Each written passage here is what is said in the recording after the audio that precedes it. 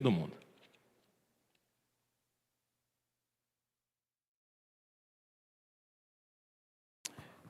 Muito bem. Irmãos, hoje é a nossa aula número 3 dessa classe, que a gente está chamando de uma classe de teologia bíblica, e temos já feito um estudo bastante interessante até aqui. Hoje é a nossa aula, então, número 3.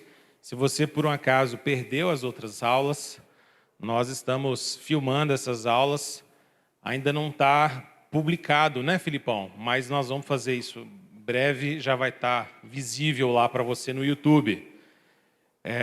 Ainda está com um link específico, então você precisa ter o link para acessar. Mas já vai estar público, então quem precisar recuperar alguma aula e assistir às outras vai ser bastante prático para você, tá bom? Recomendo muito que você faça isso, porque esse é um curso que, digamos assim, a conexão entre as aulas faz toda... É realmente bastante necessário, faz todo sentido que você assista às aulas, às demais aulas, para você poder compreender tudo que a gente está trabalhando, tá bom? Hoje estamos aí com a folha cheia, temos muita coisa para tratar aqui nessa folha. Está sendo um desafio escrever uma página só. Estou sofrendo para conseguir colocar isso aqui numa página. Estou espremendo até o limite que dá, tirando todos os espaços à toa e para caber tudo que a gente precisa trabalhar, tá bom? Então vamos fazer isso hoje nessa manhã. Nós vamos orar para começarmos e depois nós vamos juntos aqui trabalhando o nosso tema de hoje. Amém? Vamos fechar os olhos, vamos falar com o Senhor. Deus bendito, nós te damos graça, bendizemos o teu nome nessa manhã e pedimos, ó Deus, ao Senhor agora que possa, de fato, iluminar, ó Deus, o nosso entendimento, trazer clareza para nós sobre o que nós temos estudado e refletido à luz da tua palavra. Nos abençoe, ó Deus, e nos faça crescer no conhecimento e na graça do Senhor. Em nome de Jesus. Amém. Amém. Muito bem, vamos começar com a primeira sessão, que vai se tornar a nossa sessão oficial de todas as aulas, que é o que eu chamei de o que nós vimos até aqui, tá? O que nós já trabalhamos até aqui, então quero começar um pouco com um resumo aqui para vocês. Bom, até agora nós temos trabalhado sobre o que aconteceu de basicamente Gênesis capítulo 1 até Gênesis capítulo 3, basicamente. Já tivemos 2 aulas, mas ainda trilhamos apenas os 3 primeiros capítulos da Bíblia, basicamente. Fique tranquilo que a gente não vai seguir assim até o final, não, porque você imagina que nesse ritmo nós vamos demorar quase a eternidade para chegar em Apocalipse, né? Não, a gente vai fazer saltos maiores para poder fazer as conexões mais amplas.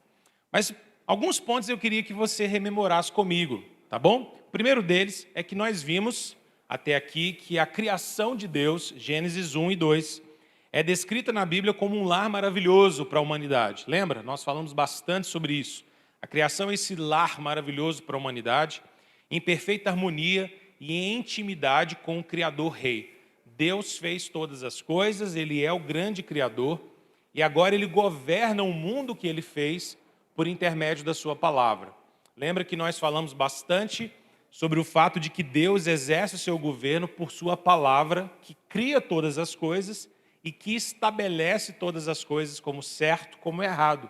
Lembra que a gente até trabalhou a ideia de que quando Deus disse lá em Gênesis 1:31, isso é bom, é porque de fato a criação é boa. Isso não é uma mera opinião de Deus, mas Deus está dizendo de fato que a sua criação é boa.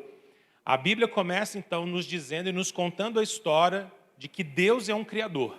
E como Criador, Ele governa sobre todas as coisas e Ele o faz por intermédio da sua palavra. Aquilo que Deus diz estabelece o padrão da verdade e tudo aquilo que põe em xeque o que Deus diz é, na verdade, uma proposta mentirosa. É, na verdade, uma falsidade. Tá bom? A história de Gênesis 1 e 2, então, é apresentada para nós não apenas como a história de Israel, nem tampouco apenas como a história de Adão e Eva, mas é nos apresentada como a história do mundo inteiro. Ou seja, imagine que você está lendo pela primeira vez na sua vida o livro de Gênesis. Você nunca leu esse livro e você abre as páginas de Gênesis 1 e 2 e quando você termina o capítulo 2, uma conclusão que seria inevitável é: esse texto está me dizendo que essa história que será contada Não é a história apenas de uma religião isolada lá na Canaã, lá na Jerusalém, de 5 mil, 10 mil, 15 mil anos atrás, não importa. Essa é a história do mundo inteiro. Ela se pretende assim, é assim que ela se apresenta para nós. E isso é muito importante, porque é uma história que vai nos contar como um criador, rei, fez todo o cosmos, ou seja, esse mundo organizado e harmônico que aparece em Gênesis 1 e 2, e Deus também fez a humanidade. Deus colocou o homem dentro desse mundo para governar esse mundo que ele fez, como sua imagem e a sua semelhança, o representando no mundo. Lembra disso? Nós trabalhamos a ideia de imagem e semelhança, demonstrando que Deus, como um grande rei, coloca Adão e Eva no jardim como seus representantes naquele jardim. Eles agora vão governar no meu nome e eles precisam manter esse reino da mesma forma como eu estabeleci. Eles vão fazer a minha vontade, vão obedecer os meus mandamentos. Mas aí vocês se lembram de um dos capítulos mais importantes de Gênesis, que é o capítulo número 3. Porque no capítulo número 3, o que a gente encontra é exatamente como a história do pecado afetou tudo o que Deus fez. Interessante porque Gênesis 3 não conta como o pecado destruiu a criação de Deus, porque o pecado não foi capaz de destruir a criação de Deus, mas o pecado afetou a criação de Deus. A gente até usou uma expressão aqui, que é uma expressão que eu gosto bastante, de um teórico chamado Plantinga, de que, de alguma forma, o pecado é uma espécie de vandalismo no reino de Deus. O pecado vandalizou o reino de Deus. Ele chega e suja, perverte, vandaliza toda aquela paz, todo aquele shalom, toda aquela harmonia que Deus tinha criado em Gênesis 1 e 2. Agora, Adão e Eva, que deveriam governar sobre a criação como vice-regentes, né, como vice-reis, porque eles não são reis, Deus é rei. Eles são reis sob delegação, digamos assim. Reis de segunda categoria, mas são reis ali, não é? Eles que deveriam cumprir essa vocação de governar sobre a criação, acabam falhando na vocação deles. Lembra que Deus tinha dado uma ordem para Adão e, consequentemente, para Eva. Multipliquem-se e dominem sobre a terra. Dominem sobre os animais. Quando a queda acontece, Satanás, aquele grande dragão de Apocalipse 12, estava se apropriando de uma serpente, de um animal criado. E agora a serpente estava enganando Adão e Eva. Eles deveriam governar sobre a serpente, mas a serpente acaba governando sobre eles. E aí a gente tem uma inversão dentro do plano de Deus, dentro do projeto de Deus. Todo mundo está lembrando disso tudo? Então o pecado entra no mundo e a comunhão da humanidade com seu Criador é afetada. Agora o homem se relaciona perfeitamente com Deus? Não, não é assim que o texto nos apresenta. Deus aparece no jardim, o homem tem medo de Deus. O homem tem vergonha de Deus. Homem e mulher se escondem de Deus. Homem e mulher se escondem de si mesmos. Embora sejam marido e mulher, a relação mesmo entre eles, a relação horizontal entre Adão e Eva, já não é uma relação perfeita mais. Existem atritos, existem feridas ali, existem vergonha. Existe vergonha e de alguma maneira eles estão alienados um do outro. Eles tentam fazer para eles ali roupas com figueiras, com folhas, mas que inevitavelmente vão secar e vão se perder. A cobertura que eles tentam prover para a sua própria vergonha, para a sua própria culpa, não é suficiente. Então Deus aparece, traz juízo sobre eles. Agora a mulher vai dar à luz aos seus filhos em dores. E a maior alegria de conceber filhos e multiplicar a humanidade, porque no ventre dela um ser humano é gerado, e esse é um privilégio sublime que Deus dá a Eva e às mulheres. Agora, essa grande experiência vai ser uma experiência marcada por dores. A gente precisa entender que aqui o texto, muito possivelmente, não está dizendo que a gestação apenas será dolorosa. Ele está dizendo que a criação de filhos vai envolver dor também. Gerar um filho não apenas irá doer no ato ou no momento exato de um parto para a mulher, mas na própria criação de filhos. Embora seja uma grande, imensa alegria, será também motivo, às vezes, de lágrimas, de choro, de dor, de angústia. Essa é a grande tensão que entrou na humanidade. A relação da mulher com seu marido não será perfeita, porque a vontade dela será para o seu marido exercerá um domínio sobre ela, muitas vezes mal, é o que o texto diz. E agora Adão, que é aquele que deveria dominar sobre a terra, vai dominar sobre uma terra rebelde.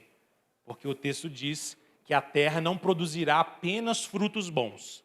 A terra vai produzir cardos e abrolhos, e agora no meio do suor do rosto dele é que ele vai conseguir tirar da terra o seu próprio sustento. Vai haver sofrimento. Mas no meio disso tudo, Deus toma uma iniciativa extraordinária. Deus imola um animal, toma o couro desse animal e faz uma roupa durável para Adão e Eva. Os cobre com couro. E agora aquela tentativa deles de cobrir a vergonha com folhas de figueira, que certamente não ia durar mais do que 1, 2, 3 dias, agora pode ser coberto durante longo tempo. E o que Deus estava ensinando com isso? A vergonha, o pecado e a culpa de vocês só pode ser sanada, tratada com o derramamento de sangue. Para lidar com o pecado de Adão e Eva, os vice-regentes que falharam na sua função, Deus precisou tirar a vida de um inocente, um animal inocente, tirar a sua pele para cobrir a vergonha deles. De alguma maneira, não apenas isso, mas a promessa que Deus faz para Eva, de que ela ia ter um descendente capaz de pisar na cabeça da serpente, apontam para a misericórdia no meio do juízo. Embora a cena de Gênesis 3 seja uma cena de rebeldia, de pecado, de desobediência, de juízo divino, é também uma cena de graça. Porque Deus está dizendo, a culpa de vocês pode ser coberta. Vai precisar de derramamento de sangue, mas é possível cobri-la. De alguma maneira, isso já estava anunciando aquilo que João Batista, muito mais tarde na história, iria dizer quando viu Jesus caminhando na direção do Jordão. Eis o Cordeiro de Deus, que tira o pecado do mundo, porque o inocente também vai ser imolado. Ele vai derramar sangue na cruz do Calvário, para que o sangue dele seja uma vestimenta que nos cobre de toda a nossa culpa. É por isso que o nosso pecado precisa ser lavado, coberto pelo sangue de Jesus. A história, então, já aponta para muito adiante. Você lê Gênesis 3, já pensando lá em Mateus, lá em João, lá em Lucas, lá em Atos, lá em Apocalipse. Jesus é o grande Cordeiro de Deus. Agora a gente sabe, e esse é o ponto que eu queria conectar você para a gente fazer a ponte para a nossa aula de hoje, de que existe no reino de Deus um reino parasita. De agora para frente, de Gênesis 4 para frente, nós estamos lidando com uma história que não tem um reino só. O reino de Deus, que é o reino sobre toda a terra, agora tem dentro do seu domínio, do seu território, digamos assim, um reino parasitário. Um reino apóstata, um reino rebelde. E esse reino é o reino de Satanás. E é interessante porque esse reino já manifestou o seu poder e começou a agir no mundo todo e ele vai ganhando espaço. Mas Deus vai revelando a sua graça, renovando a sua aliança e apontando para uma grande redenção que ainda estava por vir. E é isso que a gente vai ver hoje. Então quero que você agora concentre comigo nos capítulos 4 e 5 de Gênesis, porque nós vamos observar agora como é que, no misto de juízo e graça, o reino parasita de Satanás, da serpente, começa a crescer no mundo do grande Criador. No mundo de Deus, um reino parasitário começa a ganhar espaço. Então caminhe comigo, fica com a sua Bíblia aberta aí em Gênesis 4. Hoje a nossa aula vai até Gênesis número 11, tá bom? Nós vamos chegar até o final de Gênesis 11. Muito bem. Quando nós olhamos para Gênesis 4 e 5, a gente começa a se deparar com o compromisso de Deus, o compromisso que Deus tem com a humanidade. Lembra, Deus havia dito para Adão e Eva, no dia que vocês comerem da árvore do conhecimento do bem e do mal, o que vai acontecer? Vocês vão morrer. Isso acontece na história? Sim ou não? Sim ou não? Sim. Acontece de imediato? Não. Adão e Eva são fulminados exatamente na hora que eles comem do fruto? Não é o que acontece. Mas o juízo de Deus se mantém. Alguns teólogos gostam de dizer que essa é uma maldição que foi mitigada. A palavra mitigada significa você pegar algo e tirar a intensidade dele, digamos assim. É como se Deus tivesse cumprido o seu juízo de morte sobre a humanidade, mas ele não cumpre imediatamente. Deus permite ainda que o homem viva, Deus permite que a cultura exista, que o homem produza, que ele domine sobre a terra, que ele faça. Mas agora, inevitavelmente, ele vai enfrentar a morte. Adão e Eva iriam morrer num determinado momento. Seus filhos também, suas gerações também. Porque a morte entrou no mundo através de um único homem, como diz Romanos capítulo 5.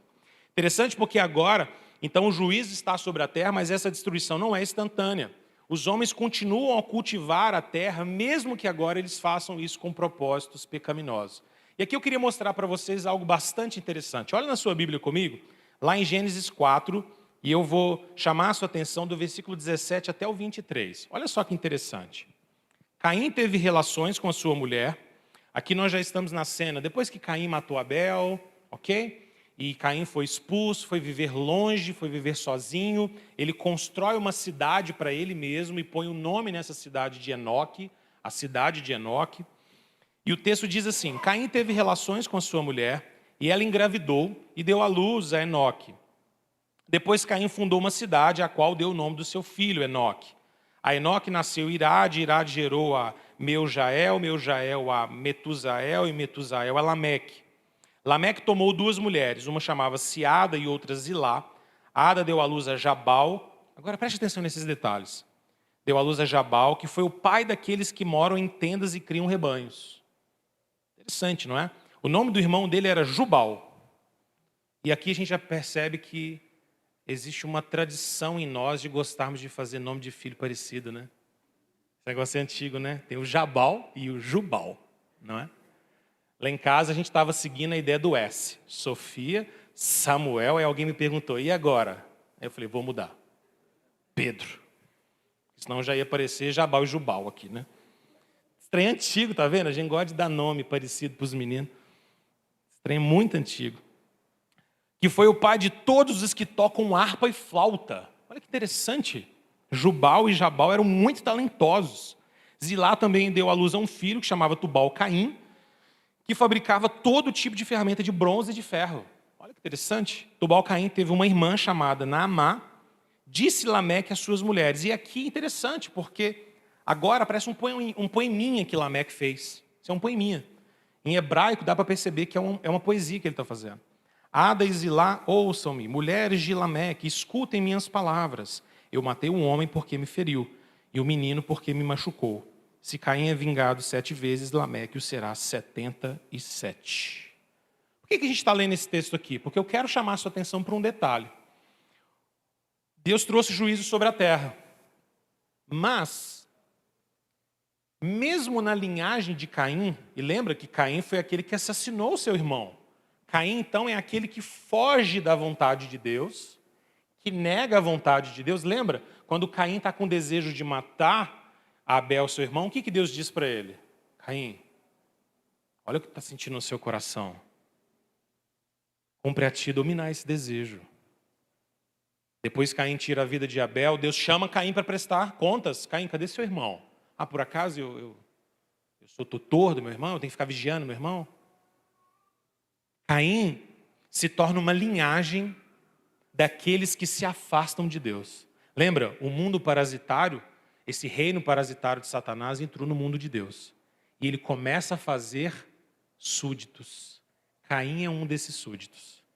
É um desses que não quer mais obedecer a Deus. E quer viver uma vida sem Deus. É interessante porque agora Caim constrói uma cidade para ele. Longe de Adão, longe de Eva, longe de Sete, longe de seus parentes. Ele vai para longe e monta sua própria cidade. Seu próprio mundo, seu próprio micromundo, microcosmos.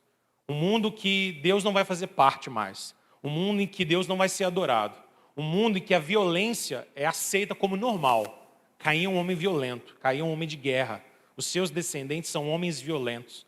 Mas no meio de toda essa linhagem má, digamos assim, a gente percebe que a graça de Deus ainda domina sobre os homens. Sabe por quê? Olha que interessante. O texto está mostrando para nós que os homens ainda estão cumprindo aquele mandato que Deus tinha dado para Adão e Eva. Cultivem a terra. Não é isso que está acontecendo? Enoque constrói uma cidade. O texto diz que Jabal primeiro, era pai daqueles que moravam em tendas e criavam rebanhos. Jabal é apresentado como um sujeito que começa a cuidar de rebanhos, cuidar de animais, construir tendas, fazer tendas, ter rebanho, pecuária, lidar com animais e aprender toda a dinâmica e desafiadora de cuidar de animais. É desafiador. Cuidar de rebanhos não é simplesmente juntar os bichinhos para morar junto, não. Tem toda uma técnica, tem como alimentar esses animais, como cuidar deles, as doenças que podem existir no meio desses animais, num mundo que não tinha toda a sofisticação e toda a tecnologia veterinária que nós temos hoje. Não é não, Jana? Não tinha nada. Você tem a Jana, que a Jana entende desse negócio, gente. Não tinha nada, você imagina, começar do zero. O primeiro sujeito que criou o cuidado de animais. Aí vem o irmão dele. E o irmão dele mostra para nós que dentro de uma casa a gente pode ter vocações totalmente diferentes, né? Porque se o Jabal, o negócio dele era bicho, o Jubal, o negócio dele era música. Você fica pensando, isso é eu pensando com cabeça de pai. Você imagina a Ada olhando para os meninos, né? Aí, Jabal era aquele menino que só ficava fora de casa, brincando com bicho. E o Jubal era o reflexivo, só ficava dentro do quarto. Não tem isso? Em casa tem esses meninos assim, né? Um menino para fora e um menino para dentro. Um mais extrovertido, outro mais introvertido. Jubal era o introvertido, porque o texto diz que ele foi o pai daqueles que tocavam harpa e flauta. Tocar harpa e flauta hoje é relativamente fácil comparado com a época do Jubal. Sabe por quê? Hoje você tem teoria musical. Hoje você compra uma flauta em qualquer loja de música. Tá? Qualquer loja de música, nem é tão caro, dependendo da qualidade que você comprar. Você tem vídeo no YouTube para te ensinar. E o Jubal, que inventou o negócio? Pelo menos o Jubal tinha uma facilidade que a gente não tem hoje. Não tinha música para comparar. Então, Jubal era literalmente o primeiro hit que existia. A primeira música que ele fez, ninguém podia falar assim, não gostei dessa, prefiro da outra. Não tinha outra, só tinha a dele. Então, essa era uma vantagem. Mas devia ser difícil demais. Imagina ele pensando, quantos furos eu vou pôr nessa flauta? Já pensou, Fernandão? Quantos furos? Talvez ele tenha começado com 1 e falou, 1 não deu nada, vou pôr 2. Ficou um apito estranho. Se eu pôr mais um furo? Se eu puser 5? Se eu apertar 2 de uma vez, será que melhora? Desafiador, né? Eu acho bastante interessante pensar nessas coisas. Aí, o texto diz que Lameque teve uma outra esposa, porque Lameque já é um homem que está pervertendo a vontade de Deus. Deus tinha dito lá em Gênesis, por isso o homem se unirá à sua mulher. E os dois, não os 3, não os 4, não os 5, não os 10, os dois se tornarão uma só carne. Mas Lameque não quer saber de Deus. Lameque toma Ada, mas ele toma Zilá também. E agora ele começa esse ato de poligamia, de ter mais de uma esposa, de fazer as coisas do seu jeito. E a gente percebe que as coisas não vão bem. Zilá tem um outro filho chamado Tubal-Caim, e agora esse filho também vai para uma outra dinâmica, porque ele começa a mexer com bronze e com ferro. O interesse dele é esse. O negócio dele é fogo, é coisa quente, é derreter coisa, é tentar fazer objeto de metal, é tentar descobrir como isso funciona. E Lameque era um homem que gostava de fazer poesia, mas a poesia de Lameque era bem violenta. A sensação que eu tenho é que Lameque é o primeiro sujeito que começou a criar música ruim. Começou a criar poesia ruim. Primeiro a criar música horrível, e a música dele é uma música violenta. Ele diz, eu matei um homem porque ele me feriu. Eu feri um menino, eu tirei a vida de um menino porque ele me machucou. Esse é um homem violento. O que eu quero chamar a sua atenção aqui é para o fato de que a gente encontra nessa passagem o detalhe de que Deus manteve o mundo que Ele criou. Um mundo que podia ser desenvolvido, explorado. Eu posso descobrir a pecuária, eu posso cuidar de animais, eu posso produzir música, eu posso produzir poesia, eu posso produzir metais, eu posso desenvolver. Isso aqui, gente, é um texto sobre tecnologia. A tecnologia está sendo desenvolvida, o homem consegue trabalhar. Porque lembra, a ordem que Deus tinha dado para Adão era cultive a terra. E existe uma palavra para nós que tem tudo a ver com cultivar, que é a palavra cultura. Essa é uma demonstração de que os homens estão produzindo cultura no mundo de Deus.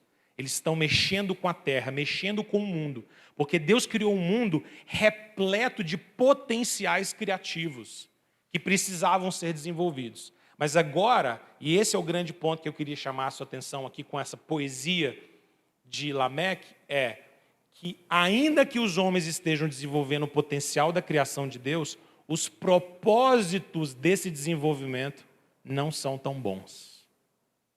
Lameque faz uma poesia, e poesia é uma coisa extraordinária que Deus nos permitiu fazer. Poesia é uma coisa linda, maravilhosa. Manipular palavras e sons e melodias e rimas para produzir um modo belo de dizer as coisas. Mas eu posso usar poesia também para dizer coisas más. Eu posso usar música para cantar coisas más. Eu posso produzir metal para poder tirar a vida de um menino que pisou no meu pé. De um menino que esbarrou em mim e eu corto a vida dele fora porque ele pisou em mim e eu não aceito isso. A criação tem um potencial extraordinário, mas a estrutura que Deus criou pode ser usado numa direção que não é a direção que Deus pretendia. E é isso que está acontecendo nesse mundo parasitário, nesse reino parasitário dentro do mundo de Deus, percebe? Até hoje, nós também continuamos a criar e desenvolver muita coisa, mas nem tudo que nós criamos, por mais belo que seja o potencial criador, tem propósitos bons. A gente cria muita coisa que tem tecnologias extraordinárias, mas cujo propósito é desafiar o Criador, é desagradar o Criador, percebe? Mas está lá. E isso é uma mistura de graça, mas ao mesmo tempo da presença do pecado no mundo. Interessante porque agora, pelo pecado, o homem não mais podia ter acesso à árvore da vida e viver eternamente. Mas é interessante porque a árvore da vida que Deus havia proibido Adão e Eva de acessar e, consequentemente, sua descendência, essa árvore não é destruída. Porque Apocalipse capítulo 2, versículo 7, nos conta que essa árvore da vida vai aparecer em um novo mundo que Deus um dia faria. No novo céu e uma nova terra, a árvore da vida estaria lá. Os homens não podem acessar a árvore da vida mais, porque se eles acessassem, comeriam dela, teriam vida eterna, e Deus não permite mais. O juízo de Deus está sobre os homens, a morte entrou no mundo. Mas essa árvore da vida é uma promessa de Deus. Um dia os homens vão poder se alimentar dela de novo. Por que que o pecado impediu que Adão e Eva pudessem comer da árvore da vida? Porque mais tarde a Bíblia vai nos ensinar, e eles já começaram a entender, que o salário do pecado é a morte. Se você pecar, o pecado tem uma paga, o pecado tem um salário. E o salário do pecado é morte. A morte entra no mundo agora com todo o seu poder. Ela entra como morte espiritual, porque agora o homem não tem paz mais com Deus, não tem harmonia, isso é morte espiritual. Mas entra também como morte física, porque agora Lameque diz, um menino pisou no meu pé e eu tirei a vida dele. Mortes começam a acontecer no mundo perfeito criado por Deus, porque existe uma linhagem ali que não quer nada com Deus. Mas é interessante, e agora eu quero chamar a sua atenção para o fato de que Deus não abandonou o seu mundo. Como Deus havia prometido, a graça dele vai reinar e ele vai continuar sendo o Criador-Rei. Olha o que acontece lá em Gênesis 4, versículo 25. Olha o que o texto diz. Novamente Adão teve relações com sua mulher. E ela deu à luz a outro filho, a quem chamou Sete. E ela diz algo sobre esse filho. Deus me concedeu um filho no lugar de Abel, visto que Caim o matou. Também a Sete nasceu um filho, a quem deu o nome de Enos. Deus intervém na história. Eva fica grávida de novo. E ela dá à luz a um filho, sexo masculino. Ela põe o nome desse menino de Sete. E quando ela olha para esse menino, quando ela dá à luz a esse menino, mesmo em meio a dores e sofrimentos, ela diz, Deus me concedeu um filho no lugar de Abel. Se você puder marcar essa frase na sua Bíblia, ela é muito importante. Porque Eva está trazendo Deus de novo para dentro da história. Lembra que a genealogia de Lameque, de Caim, não tinha nada com Deus mais. Do versículo que nós lemos, versículo 17 até o 24, Deus não aparece nessa história. Deus é tirado. Caim montou uma linhagem que não tinha nada a ver com Deus, mas Deus não deixou o seu mundo desamparado. Deus deu um novo filho para Eva. E Eva compreende que o nascimento de Sete não é apenas acaso, não é apenas uma gravidez, mas é um projeto de Deus. Deus me deu um filho para substituir o filho que eu perdi, para substituir Abel. Abel que foi morto por Caim pela maldade do coração dele. E é interessante porque aqui começa a surgir uma nova história, porque Sete se torna a cabeça de uma nova linhagem de pessoas que, diferente da linhagem de Caim, que vai terminar em Lameque ali, é uma linhagem que começa a buscar a Deus. Olha comigo no versículo 26. O texto diz que Sete também teve um filho, e o filho de Sete se chamava Enos, e nessa época começou-se a invocar o nome do Senhor. Não é extraordinário esse detalhe na história? Pense no mundo, criado por Deus, o pecado entra, são expulsos do jardim, Caim e Abel nascem, Caim tira a vida do seu filho, foge para longe, constrói uma cidade, casa-se com algumas mulheres, tem filhos, produz cultura, mas uma cultura longe de Deus, vive sem Deus, não quer Deus, rejeita Deus. Então Deus chama Sete, e de Sete chama Enos, e quando Enos nasce, algo extraordinário começa a acontecer. A adoração a Deus volta para o reino de Deus. Agora existem homens ali que adoram a Deus, mulheres ali que adoram ao Senhor, que proclamam o nome do Senhor e adoram o Senhor. E uma nova linhagem começa a ser construída. Existe um detalhe agora, no início do capítulo 5, que muitas vezes a gente não percebe. Olha comigo na sua Bíblia o capítulo 5. O capítulo 5 ele é muito interessante, porque se você se lembrar, o texto bíblico já tinha narrado para nós a respeito da descendência de Adão e Eva. O capítulo 4 começa com a seguinte expressão: Adão teve relações com Eva, sua mulher, e ela engravidou e deu à luz a um filho chamado Caim. É assim que começa o capítulo 4. Mas agora, Moisés faz algo muito interessante. Moisés, ele, digamos assim, deixa de lado o capítulo 4 e conta para nós a genealogia de Adão e Eva de novo, como se ele estivesse começando do zero. Ele deixa de lado Caim e Abel e fala assim, deixa eu contar de novo. Ele começa de novo, olha só que interessante, o início do capítulo 5. Este é o registro da descendência de Adão. E aí você pensa, ok, então ele vai falar sobre Caim, vai falar sobre Abel, não é? Faz sentido, não é? Essa era a lógica. Mas não é isso que ele faz. Olha o que ele diz. Quando Deus criou o homem, a semelhança de Deus o fez. Homem e mulher os criou. Quando foram criados, ele os abençoou e os chamou homem, ser humano. Aos 130 anos, Adão gerou um filho à sua semelhança, conforme a sua imagem, e deu o nome dele de Caim. Não é isso que está escrito, né? Deu o nome dele de Sete. Cadê Caim? Cadê Abel? Por que Moisés faz isso? Moisés está dizendo, essa é a linhagem de Deus. Essa é a linhagem santa que Deus reservou para ele. É interessante porque aqui Moisés diz que neste momento, Adão fez algo muito semelhante àquilo que Deus tinha feito. Deus criou Adão e Eva à sua própria imagem. Adão e Eva agora criam Sete à sua própria imagem. Moisés está dizendo, agora tem uma linhagem em que a imagem de Deus está continuando. Porque naquela outra linhagem, na linhagem de Caim, a imagem de Deus não continuou. Pelo menos não na sua totalidade. Caim e seus descendentes não se preocupavam em representar Deus no mundo de Deus. Não se preocupavam em adorar Deus no mundo de Deus. Eles olhavam para a criação. Essa é a criação do Senhor Deus. Mas nós não o adoramos. Nós não queremos nada com ele.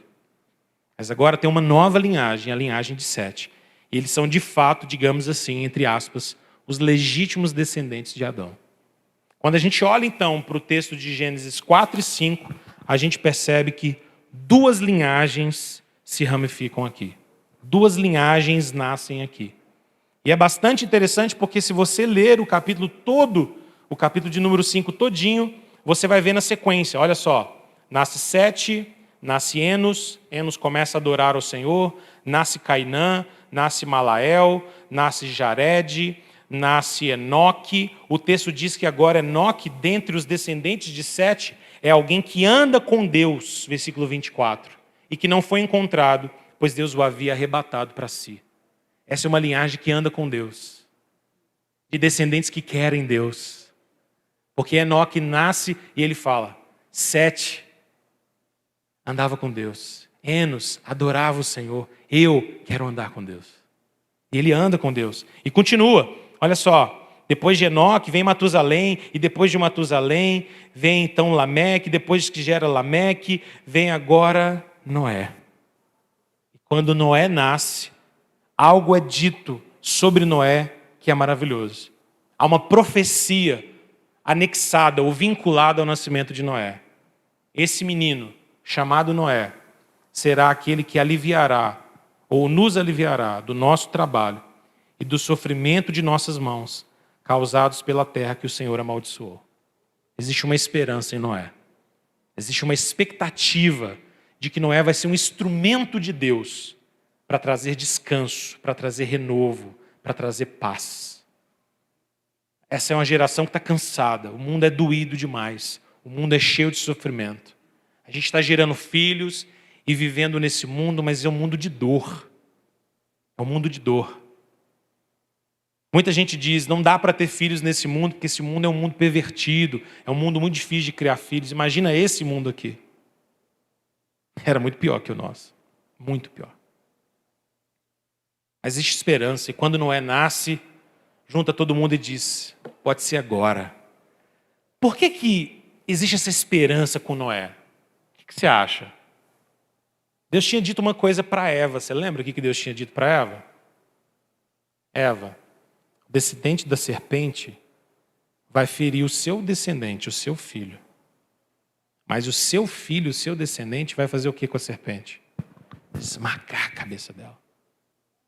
Você consegue imaginar que quando nasceu Abel e Caim, e Abel tinha um coração voltado para Deus e Caim tira a vida dele, o que Eva sentiu? Você consegue imaginar? Diga.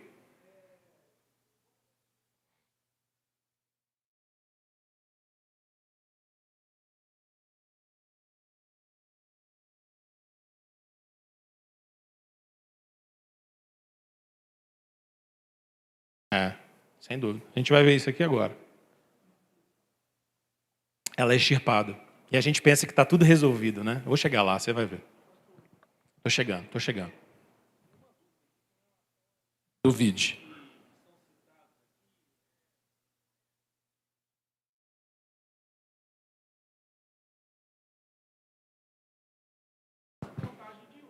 Era. Houve tarde e manhã, todo dia, 24 horas. É porque os caras viviam muito mesmo. Muito. Com força. Não, mais para frente Deus baixa a idade dos homens, né? Deus mais para frente baixa a idade dos homens. Deus fala, não vou permitir mais que o homem viva tanto tempo. Vai viver no máximo 120 anos. Não. Graças a Deus que Deus não mantém gente vivendo 900 anos até hoje. Você imagina uns caras mal da história vivendo 900 anos. Ia dar muito problema para nós. Você imagina? O miserável não morre, não. Tem 800 anos de cara fazendo maldade.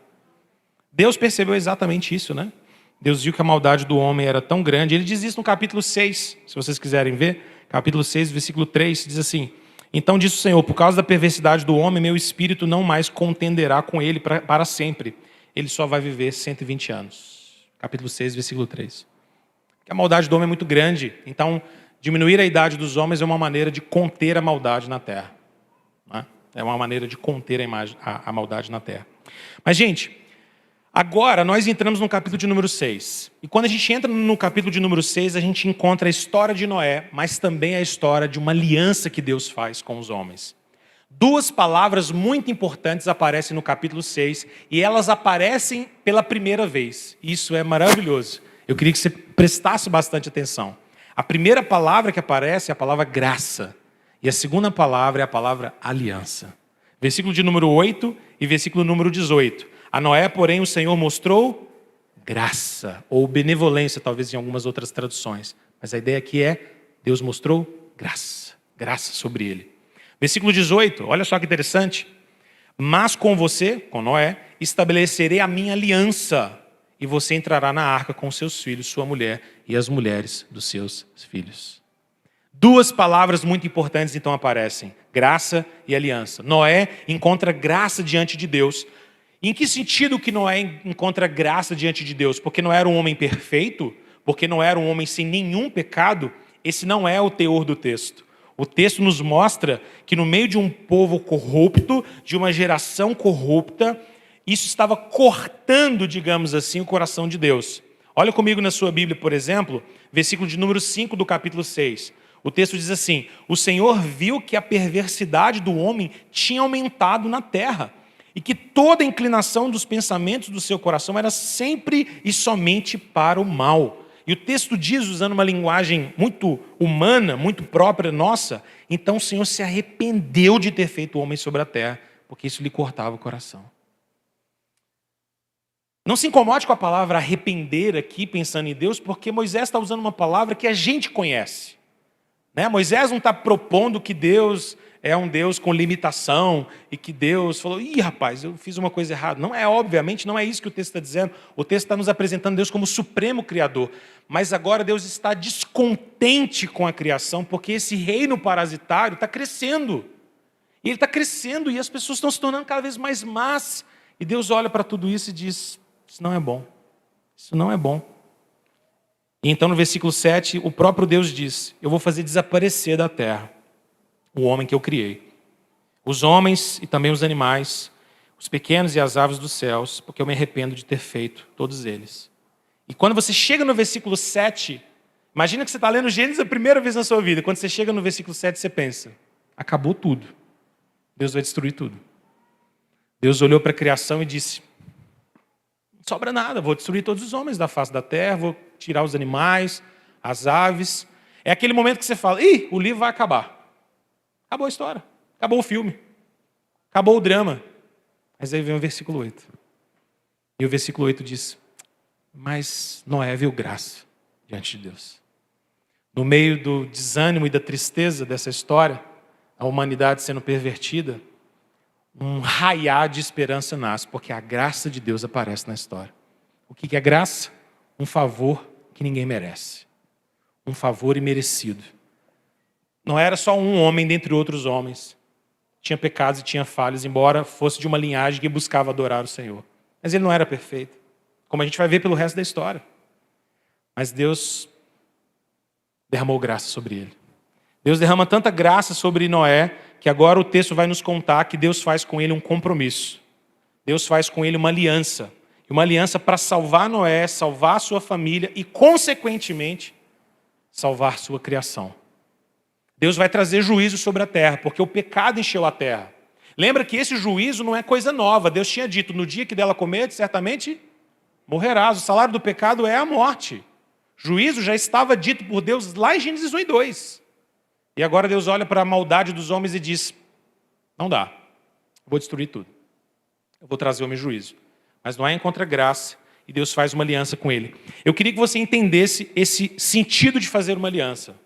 Há um teólogo muito bacana, muito interessante, chamado Palmer Robertson, que ele tem um livro extraordinário, recomendo para todo mundo comprar, um livro muito gostoso de ler, chamado Cristo dos Pactos. E nesse livro, o Cristo dos Pactos, o Palmer Robertson, ele faz uma definição que é bastante útil para nós. Ele diz, uma aliança é um vínculo de sangue soberanamente administrado. Não é tão simples não, né? Vamos tentar entender o que esse homem está falando. Ele diz, olha, uma aliança é um vínculo que Deus estabelece. E esse vínculo envolve derramamento de sangue. E esse vínculo é administrado pela soberania de Deus. Você consegue imaginar que Deus fazer uma aliança com os homens envolve graça de Deus? Os homens são pecadores, gente. Os homens nada podem dar a Deus que Deus já não tenha. O que os homens podem dar a Deus que Deus não tenha? Quando Deus, então, estabelece uma aliança, um compromisso com Noé, Deus está dizendo, mesmo você sendo pecador, mesmo você sendo falho, mesmo toda a humanidade merecendo juízo, eu vou me comprometer com você. Eu vou fazer um compromisso. E o compromisso que eu vou fazer é, eu vou salvar você, eu vou salvar a sua família, eu vou salvar a criação e eu vou manter a criação que eu fiz. Por amor a você. Por amor a você. Deus faz uma aliança, Deus faz um pacto. Mas é interessante porque esse pacto não aparece aqui no texto como alguma coisa nova. Interessante porque Noé não ouve isso como uma coisa totalmente nova, porque Noé já sabia de um Deus que já tinha um relacionamento com os homens. Não é? Desde o jardim. Noé sabia essas histórias. Noé fazia parte de uma descendência que tinha Enoque, que andou com Deus, que tinha Enos, que adorava o Senhor, que tinha Adão, seu pai, que viveu no jardim. Noé sabia que esse pacto, essa aliança, já existia, mas agora Deus está renovando essa aliança com ele. Uma aliança de graça, uma aliança de renovo. Eu vou fazer uma aliança com você, um vínculo, um compromisso. Por que o Palmer Robertson chama isso de um vínculo marcado por sangue? Porque quando Noé desce da arca, lembra o que Noé faz? Pega alguns animais, mata os animais, derrama seu sangue sobre um altar improvisado, construído para esse fim, e adora ao Senhor. Diga, vou ouvir vocês dois, Edilto e você. Pergunta.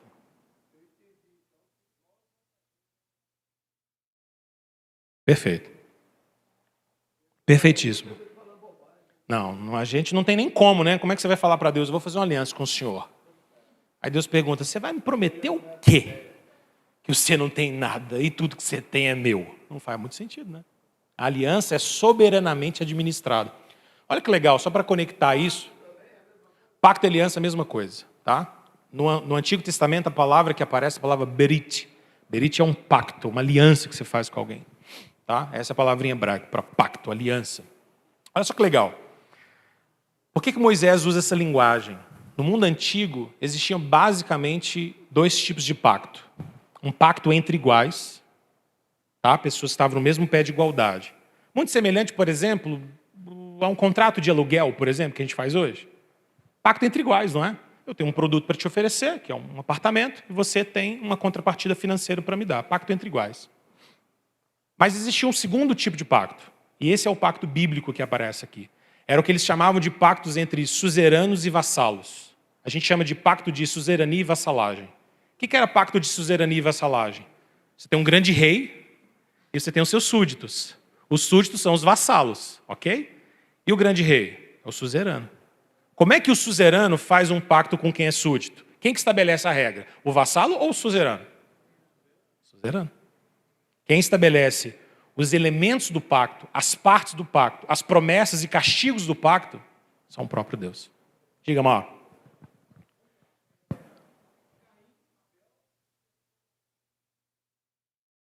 Aham.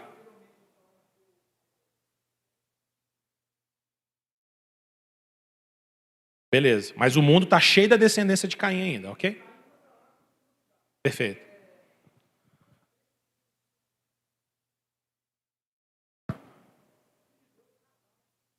Perfeito. Início do capítulo 6.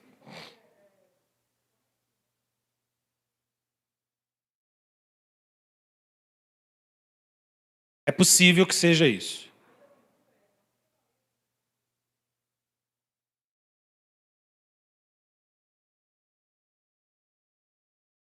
Ótimo. As duas coisas. As duas coisas. Porque pensa o seguinte, todo mundo ouviu a pergunta? Pecado original é a base de pecados atuais. Pecado original, eu vou responder isso bem rapidão, tá, gente? Então vou ser resumido, para eu não me perder. Pecado original é o pecado que a gente herdou de Adão e Eva.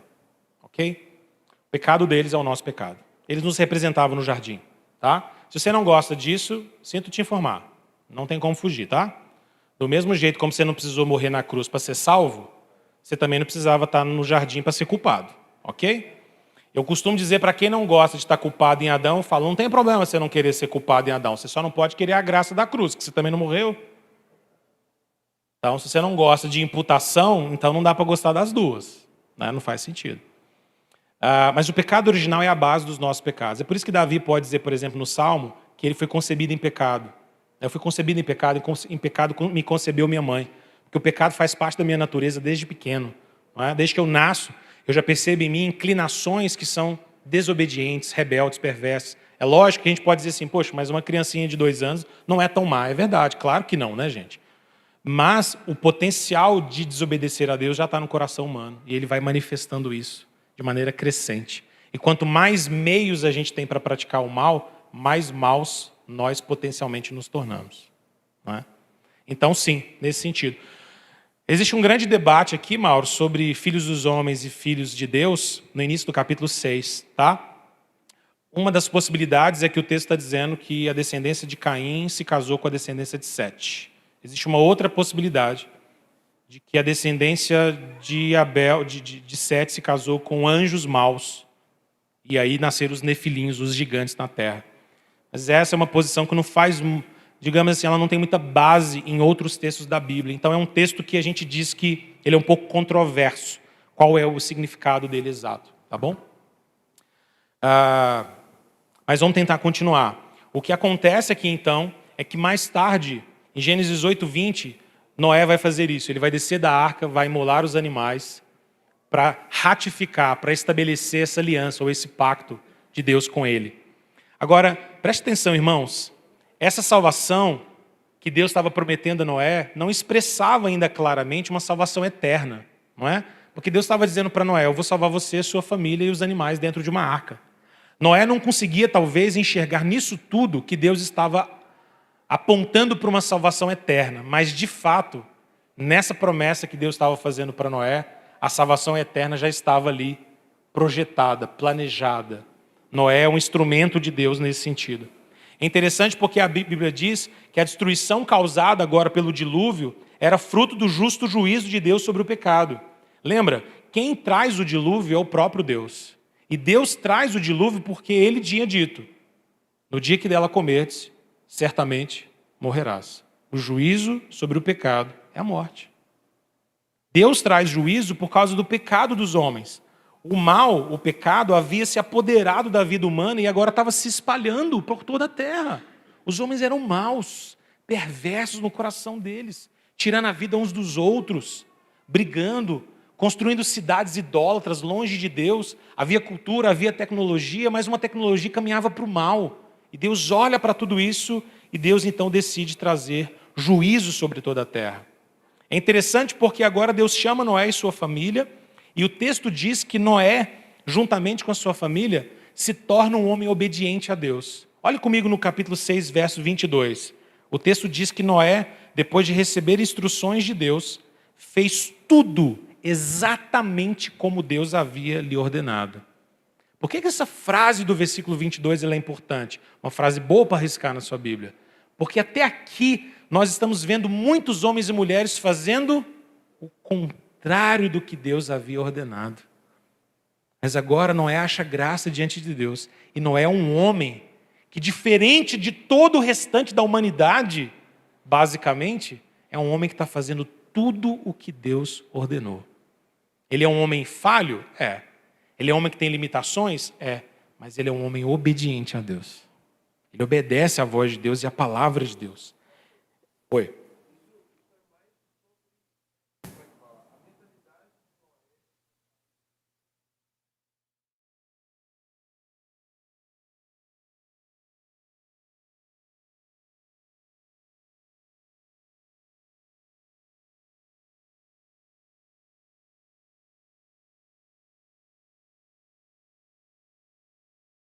Muito possivelmente não. Muito possivelmente as mulheres de Noé e dos seus filhos, sem Cã e Jafé, eram da própria descendência de Sete. E aí é o estranhamento que você deve estar pensando mesmo. Poxa, mas o pessoal casava em família assim? E era exatamente. No início da criação é assim. Só mais tarde na história bíblica, quando os homens se multiplicam suficientemente sobre a terra, é que Deus estabelece como pecado, passível de punição, casamentos com pessoas muito próximas. Mas isso é mais tarde na história. No final, não só na descendência de Sete, sim. Né? Lembra que nós estamos ramificando, duas linhagens, né? Sim. Então, sim. É exatamente isso que está acontecendo. Oi.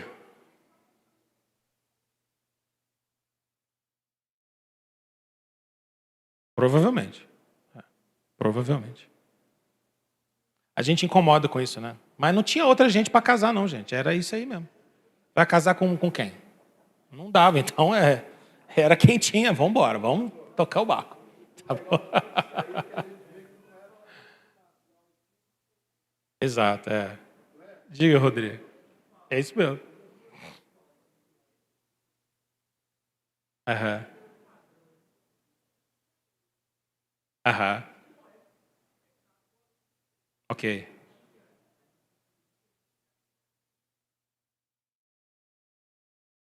No caso de Noé, a pergunta do Rodrigo é muito boa, pergunta extraordinária. Eu queria ter mais tempo para responder ela, mas eu vou responder ela curtinha. Como é que Noé sabia o que era agradável a Deus, né? A gente pode dizer que por dois pontos em especial. Primeiro ponto, porque Noé fazia parte de uma linhagem que andava com Deus. E Deus se manifestava a eles. E Deus se revelava a eles de maneira especial. Não tinha Bíblia escrita ainda, tá? Moisés só vai escrever esse texto que a gente está lendo muitos anos depois, lá no sopé do Monte Sinai, quando Israel já tinha saído do Egito. Então isso aqui não existia. Não existia textualmente, mas existia oralmente. Tá? Você pode pensar na mãe de Noé contando para ele. Você sabia, filhinho, que Deus criou o mundo? Que Deus colocou Adão e Eva no jardim? Que Deus fez isso e isso, que apareceu uma serpente? Tá? Antes do texto se tornar escrito, o texto era oral. Quem estuda história sabe disso, porque as tradições nos povos antigos eram tradições ágrafas. Não tinha escrita, mas tinha oralidade. Sabe por que existia muitos cantos antigamente? Sabe por que as pessoas cantavam músicas? Para poder rememorar a história. Tá? Então você tinha os cantores, os aedos. O que eram os cantores? Eram sujeitos que decoravam a história e eles viajavam de cidade em cidade com um banjozinho na mão e eles chegavam na cidade, sentavam no lugar, colocavam uma toalhinha para o povo poder dar comida e bens para eles, dar alguma coisa em volta, e ele começava a cantar. E essa música que ele cantava era a história do mundo. Era histórias mitológicas, história de deuses, de coisas desse gênero. Então a gente consegue imaginar aqui muitas histórias que eram contadas oralmente. Como é que a gente sabe que Moisés, muitos anos depois, pôde escrever Gênesis, Êxodo, Números, Levítico e Deuteronômio? Como é que Moisés escreveu isso tudo? Você pode responder, ele escreveu por revelação divina, e eu vou concordar 100% com o que você está dizendo. Mas ele não escreveu do tipo Chico Xavier. Não é assim que a revelação bíblica funcionava. Deus não se revela de uma maneira mecânica. Deus se revela através dos seus instrumentos de revelação. Moisés escreveu a partir da sua visão de mundo, daquilo que ele conhecia também, daquilo que ele sabia, do seu jeito de escrever. Você sabe que Moisés teve uma história extraordinária, não é? Ele foi criado no palácio do Egito, mas quem criou Moisés na infância dele foi quem? A sua própria mãe. Uma serva criando ele desde novo, contando para ele as histórias sobre o mundo de Deus, de um criador rei que fez todas as coisas, de uma serpente maldita. Você consegue imaginar Moisés olhando para a cabeça do faraó e vendo uma serpente enorme? E Moisés pensando, esse homem representa o mal. E é exatamente isso que vai acontecer. Porque quando Yahvé chama Moisés, Yahvé pisa a cabeça da serpente, que é faraó, e faz ele mergulhar no Mar Vermelho. Extraordinárias essas conexões lindas da Bíblia, não é? Então, sim, é assim que funcionava. Deixa eu tentar acabar, gente. Nós vamos ter que mudar o nosso horário dessa aula para 11h30. Porque está osso terminar 11 horas. Vamos lá, deixa eu correr então. O que acontece? Deus então estabelece seu pacto, a sua aliança. Agora o dilúvio enche toda a terra. Capítulo 7, versículo 23. Diz que todos os seres vivos que não estavam dentro da arca foram exterminados, tanto homens como animais grandes, animais pequenos que se movem rente ao chão, e os animais do céu foram exterminados da terra. Aí ninguém precisa perguntar, e as baleias? Elas não morreram. Não morreram, incrivelmente. Tem sempre criança, às vezes pergunta, e os peixes? Morreram também? Não, filho, o peixe, nada. Estava tudo certo para eles. Os peixes não tinham problema com o dilúvio. O juízo de Deus invade toda a terra. Lembra? As águas do dilúvio são as águas da justiça de Deus, trazendo juízo sobre a maldade dos homens. Agora, preste atenção. Agora vá para o capítulo 9 na sua Bíblia. Você conhece bem a história do dilúvio. O dilúvio acaba, Deus derrama a sua graça. Só tem um detalhezinho do dilúvio aqui que eu acho extraordinário falar para você. Noé manda um corvo e ele volta. Depois ele manda uma pomba e ela volta. Depois ele manda uma outra pomba e ela volta com um galho de quê na boca? De oliveira. Oliveira produz o quê? Azeitona primeiro, né, gente? Você nunca viu azeite caindo da oliveira. Azeitona. A azeitona produz o quê? Azeite. Azeite era usado no povo de Israel para quê? Para unção, para curar feridas e para acender lâmpadas. Às vezes para perfume também. Ungüentos, os mais variados. Mas, sobretudo, no Antigo Testamento, o azeite era símbolo de quem? De uma pessoa específica. O Espírito de Deus. E a pomba também, não é? Porque quando Jesus vai ser batizado no Jordão, o Espírito desce sobre ele na forma de quê? De uma pomba. O juízo de Deus tomou toda a terra. São as águas do dilúvio. Agora, Noé manda uma pomba. Essa pomba vai lá na frente. muito longe, voando, voando, voando, onde as águas já começaram a baixar. E essa pomba, por providência divina, resolve pousar exatamente numa árvore de oliveira. É muita coincidência, né? E ela pega um galinho de oliveira e volta. E Noé recolhe aquela pomba. É extraordinário como esse texto mostra para nós que o Espírito Santo de Deus é esse mensageiro que vai lá no futuro de Deus e traz o anúncio para nós de que um dia as águas do dilúvio da ira de Deus vão passar, porque Deus está trazendo sobre nós a esperança de um renovo. A ideia poética dessa pomba é extraordinária, porque o Senhor Jesus diz mais tarde: eu preciso subir aos céus, porque quando eu for para os céus eu vou mandar para vocês alguém. Quem que ele vai mandar para nós? O Espírito Santo. Ele vai vos guiar a toda a verdade. O Espírito Santo é esse mensageiro do futuro gracioso e misericordioso de Deus, que está lá na frente. Nem olhos viram, nem ouvidos ouviram, mas ele já começa a ministrar no nosso coração agora. O que acontece agora é que Noé desce. Lembra? O texto diz que Deus faz uma promessa para ele. Deus coloca um arco no céu. E esse arco representa o fato de que Deus não vai trazer mais juízo. O versículo 22 do capítulo 8 diz: enquanto durar plantio e colheita, frio, calor, verão e inverno, de noite jamais cessarão. Deus faz um compromisso. E agora, Noé desce da arca. Preste atenção no início do capítulo 9. Como que o capítulo 9 começa? Deus abençoou Noé e seus filhos, dizendo-lhes. Vê se você conhece isso aqui que Deus está falando com Noé. Sejam férteis, multipliquem-se e encham a terra. Todos os animais da terra tremerão de medo diante de vocês. Deus já tinha dito isso para alguém? Para quem? Para Adão. Interessante Deus estar repetindo, não é? Porque agora é um novo mundo, um novo começo, e Noé é um novo Adão. Noé é um segundo Adão nessa história.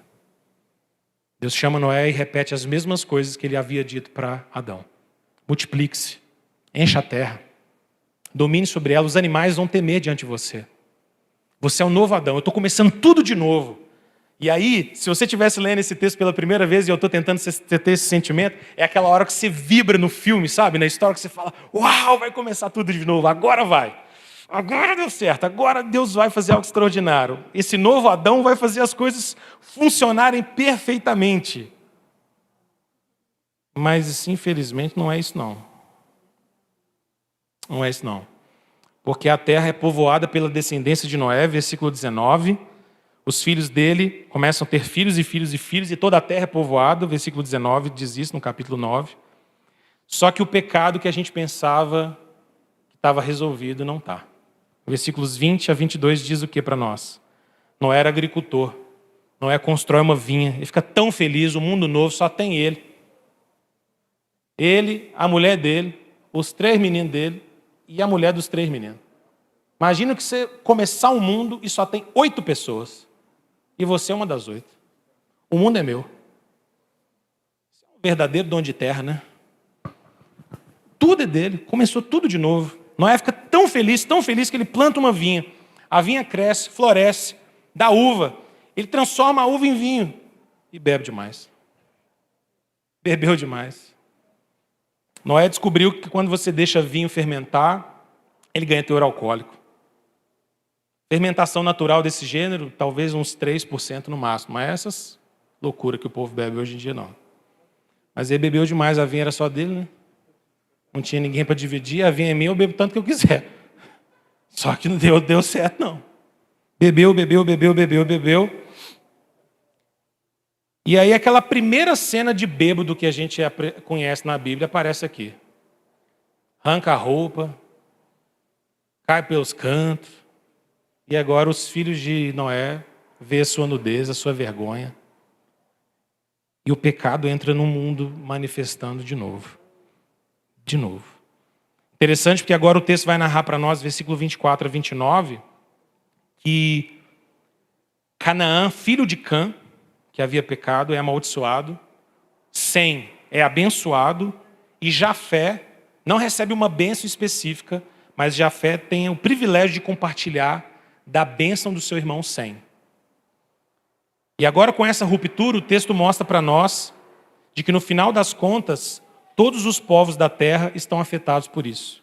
É interessante porque se você ler o capítulo 10, você vai ver que o capítulo 10 vai contar sobre a descendência de Sem, sobre a descendência de Cã e sobre a descendência de Jafé. Nações surgem a partir dele e os povos não se comunicam bem mais. O futuro dos povos dependem dele. Essa palavra que Noé dá sobre os seus filhos, na verdade é uma leitura daquilo que iria acontecer entre os povos. Os povos não vão se dar bem mais. A maldade vai encher a terra de novo. As descendências começam a surgir. E mais tarde vai ficar claro que no meio daquele mundo perdido de novo, Deus vai escolher uma nova linhagem. Deus vai cuidar de uma nova linhagem. Deus, na verdade, vai manter aquela linhagem de Sete por meio de Noé. E agora especificamente através de Sem. Porque na descendência de Sem, Deus mais tarde vai encontrar um homem, lá em Gênesis 11, versículo 27. Porque dessa descendência vai nascer um homem chamado Abrão. E a partir de Abraão, Deus vai continuar o seu projeto de redenção. A gente olha para o capítulo 10 e para o capítulo 11, a história da Torre de Babel, e pensa, está tudo perdido. Mas Deus está dizendo, nem tudo. Nem tudo. Deus continua escolhendo alguém. E a história é feita das escolhas de Deus. Deus escolhe Abel. Abel é morto. Deus escolhe Sete, Enos, Enoque, Noé, Sem, Abraão. Deus está escolhendo uma linhagem. E essa linhagem, muitos anos mais tarde, seria contada para nós de novo. Nos evangelhos de Mateus, de Marcos e de Lucas. E essa linhagem, desde Sete, ia culminar em um homem chamado Yahvé salva. Yeshua, Jesus. Isso é maravilhoso, porque Deus está mantendo uma linhagem. O capítulo 11, eu vou terminar aqui em 1 minuto, me permitam, por favor. Vai ficar claro que agora o pecado entra no mundo. O capítulo 11 conta para nós sobre a divisão da humanidade através de uma tentativa de unidade. A Torre de Babel é a tentativa dos homens, uma tentativa coletiva de dizer, nós não precisamos de Deus mais. Lembra do capítulo 11?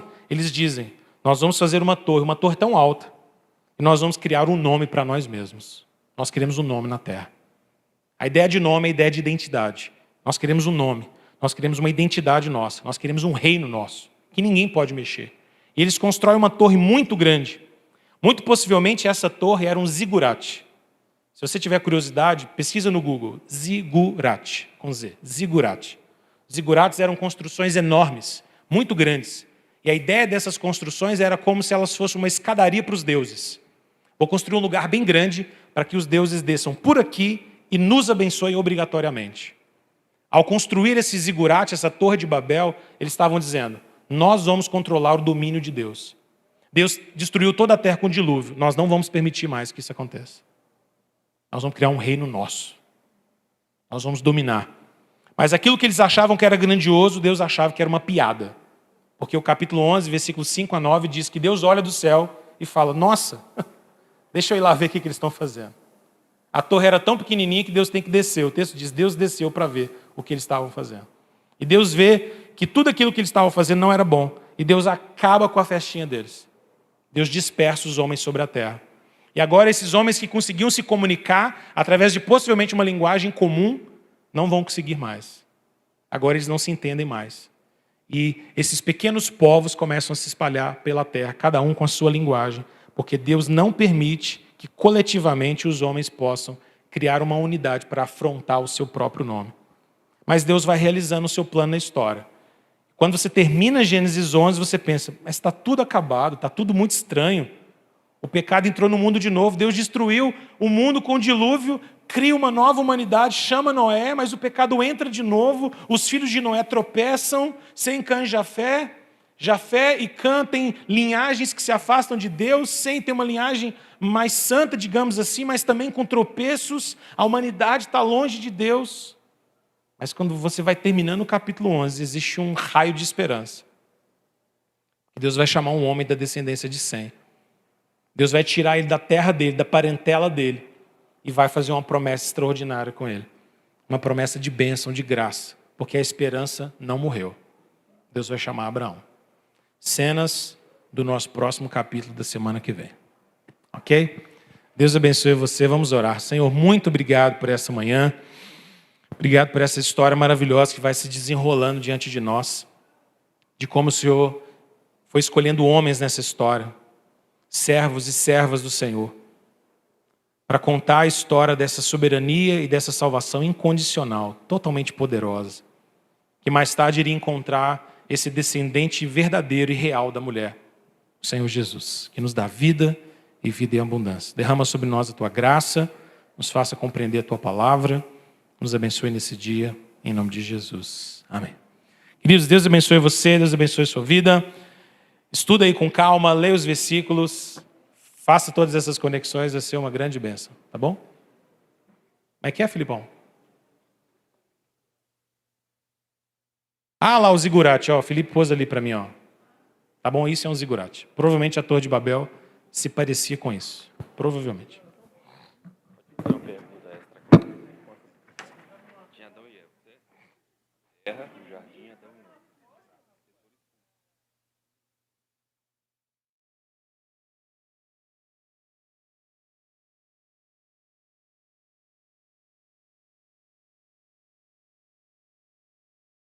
Analogias